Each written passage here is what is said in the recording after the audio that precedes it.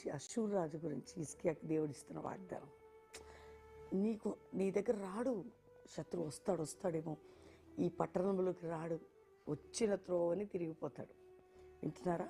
ఈరోజు నీ జీవితంలో ఏది నీ మీదకి వస్తుందని భయపడుతున్నావు, ఏది నేను వెంటాడుతుందని భయపడుతున్నావు, ఏది నీకేమవుతుందని భయపడుతున్నావు, ఏం జరుగుతుంది, అటు వస్తుంది ఇటు వస్తుంది, అది ఆరోగ్యం వస్తుంది, ఈ శాపం, ఈ భారం, ఈ పాపం, అగో కేసులు, నిందలు అన్నీ నా మీద పడుతున్నాయి అనుకుంటున్నావా? రాదట, వచ్చిన త్రోవనే వెళ్ళిపోతుందట. వింటున్నారా?